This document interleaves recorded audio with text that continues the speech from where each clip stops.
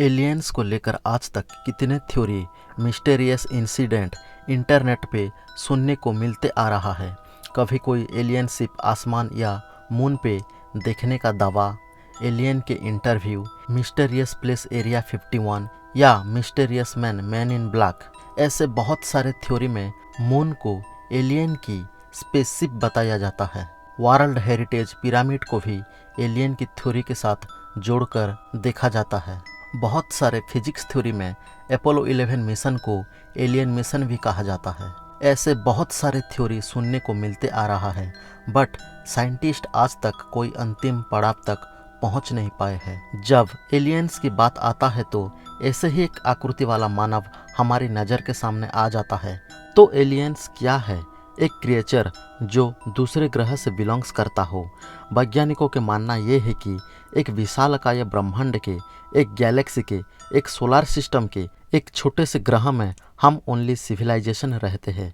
ये बात वैज्ञानिकों को खटकता है, क्योंकि हमारे ग्रह हमारे यूनिवर्स के एक चौथाई अंश भी नहीं है। वैज्ञानिकों का मानना ये है कि हमारी गैलेक्सी और दूसरे गैलेक्सी या दूसरे ब्रह्मांड में ऐसे कोई हैबिटेबल प्लैनेट होगा जहां लाइफ एग्जिस्ट करता होगा। इसीलिए हमारे वैज्ञानिक दूसरे गैलेक्सी कॉन्स्टिलेशन को रेडियो सिग्नल भेजते रहते हैं, लेकिन आज तक हम एलियंस को ढूंढ नहीं पा रहे हैं। तो आइए कुछ साइंटिफिकल थ्योरी के बारे में डिस्कस करते हैं। नंबर 1, हमारे पृथ्वी में कुछ इंटेलेक्चुअल का मानना यह है कि we are the only intelligent life in the universe. कहीं दूसरे ग्रह या गैलेक्सी में अब तक जीवन का पनपना शुरू ही नहीं हुआ। शायद यही यूनिवर्स का नियम हो सकता है कि एक ही समय में एक ही ग्रह में लाइफ एग्जिस्ट ना करता हो। जब हमारे ग्रह का लाइफ लाइन खत्म हो जाएगा या अर्थ डिस्ट्रॉय हो जाएगा तो कहीं और दूसरे ग्रह में जीवन का पनपना शुरू हो सकता है।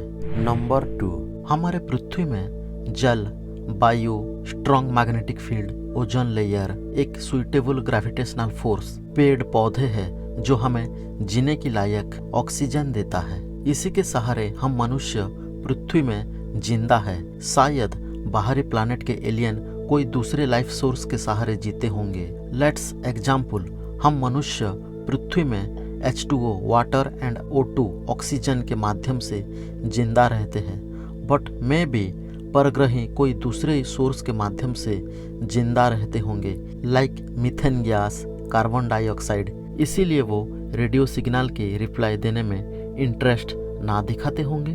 नंबर 3, आप सभी को तो पता होगा एवरी कॉस्मिक ऑब्जेक्ट की एक टाइम ड्यूरेशन होता है। एक दिन हमारा पृथ्वी, सूर्य और आवर गैलेक्सी सब कुछ खत्म हो जाएगा। वेरियस रीजन के चलते कोई भी चीज़ परमानेंट नहीं है। शायद यूनिवर्स में जितने भी एलियन सिविलाइजेशन थे ऐसे ही एक मास एक्सटिंक्शन इवेंट की वजह से विनाश हो गए होंगे। शायद हम आखिरी पीढ़ी हो सकते हैं। इन फ्यूचर हम भी किसी विनाश के चपेट में आ जाएंगे। नंबर 4, एक बार 20वीं सदी के सबसे महान वैज्ञानिक स्टीफन हॉकिंग्स पृथ्वी के विनाश के बारे में कुछ भविष्यवाणी प्रेडिक्ट किया था। उन सब में से एक था एलियन वार। उन्होंने कहा था कि हमें किसी दूसरे परग्रहियों को कांटेक्ट नहीं करना चाहिए। अगर एलियंस हमसे ज़्यादा एडवांस निकले तो हम मनुष्य को मारकर पृथ्वी पे कब्जा कर लेंगे। शायद यही वजह हो सकता है वैज्ञानिकों हर दूसरे दिन दूसरे कॉन्स्टिलेशन और गैलेक्सी को रेडियो सिग्नल भेजते रहते हैं, पर आज तक हम मनुष्य के हाथों कुछ नहीं लगा है। नंबर 5 एंड आखिरी थ्योरी, ये डिबेट है कि हमने आज तक एलियंस को ढूंढ नहीं पाए हैं, ना ही कोई एलियन सिविलाइजेशन रेडियो सिग्नल के माध्यम से हमें कांटेक्ट किया। लेकिन हमें सोचना चाहिए कि हम जैसा सोचते हैं कि एलियंस लाइफ वैसे ही होगा, कि एलियंस लाइफ हम मनुष्य की तरह ही दिखते होंगे, हमसे ज़्यादा एडवांस होंगे, मानसिक स्तर भी हम मनुष्य से भी ज़्यादा एडवांस होगा। Alien means extra terrestrial life, life जो अर्थ से बिलोंग नहीं करता। मीन्स नॉट ओनली ह्यूमन जैसे लाइफ कोई भी फॉर्म में हो सकता है, लाइक माइक्रो ऑर्गेनिज्म, पेड़ पौधे means alien plant and creature के फॉर्म में भी हो सकते हैं। इसीलिए हम आज तक एलियंस को ढूंढ नहीं पाए हैं और कोई दूसरे गैलेक्सी से भी कोई रेडियो सिग्नल आज तक वैज्ञानिकों के पास नहीं आया। शायद एलियन सिविलाइजेशन हमसे साइंटिफिकली कम एडवांस हो सकते हैं।